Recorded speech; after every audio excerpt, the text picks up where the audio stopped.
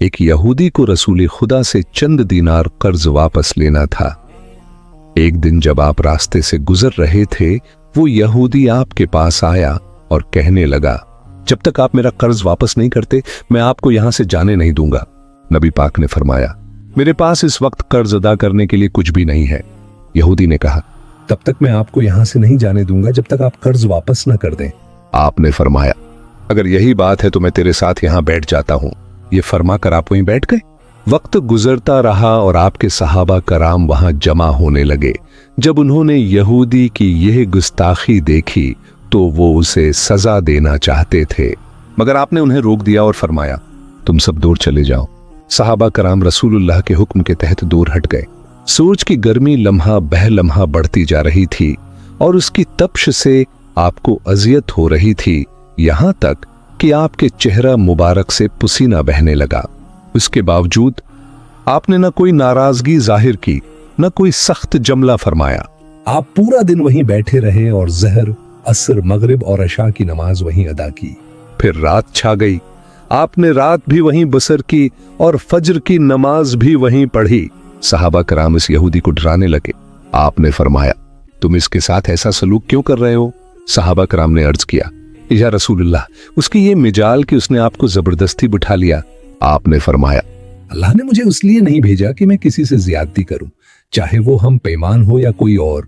जब दिन चढ़ा तो यहूदी ने कलमा पढ़ लिया, अशहदु अल्ला इलाहा इल्लल्लाहु व अशहदु अन्न मुहम्मदन अब्दुहु व रसूलुहु। फिर कहने लगा, मैं अपनी दौलत का एक हिस्सा अल्लाह के रास्ते में देता हूं।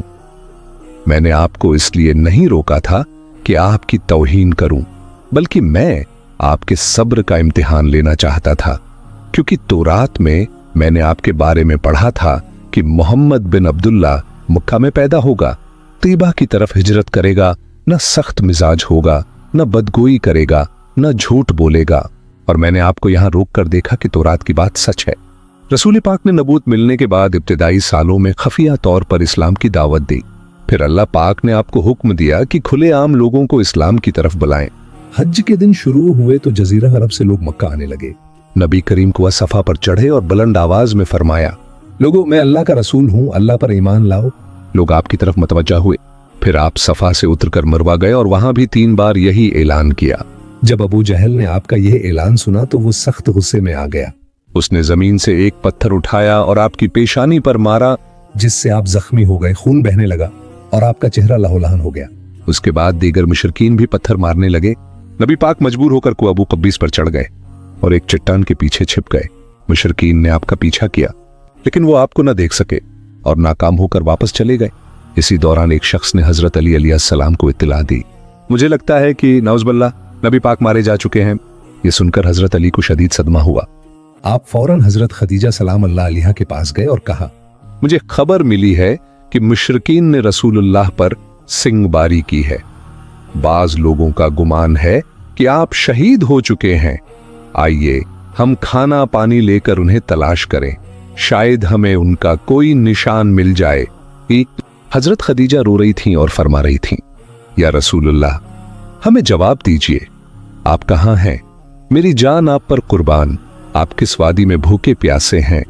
आपने मुझे अपने साथ क्यों न लिया?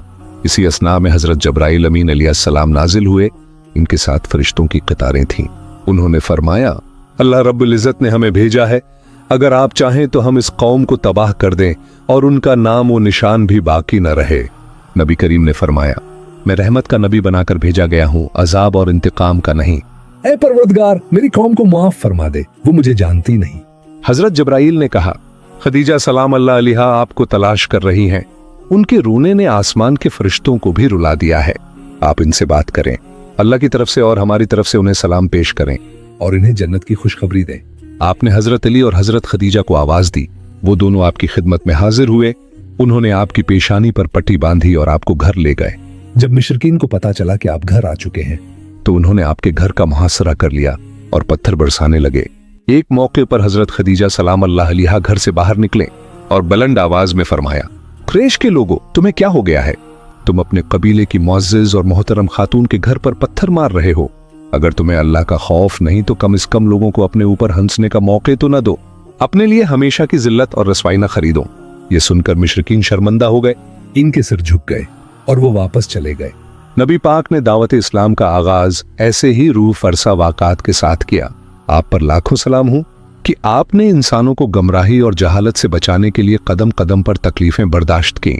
अगर आपको हमारी वीडियो पसंद आई हो तो बराह करम वीडियो को लाइक करें और मजीद ऐसी वीडियोस के लिए हमारा चैनल सब्सक्राइब करें। अल्लाह हाफिज। अगली वीडियो में मुलाकात होगी।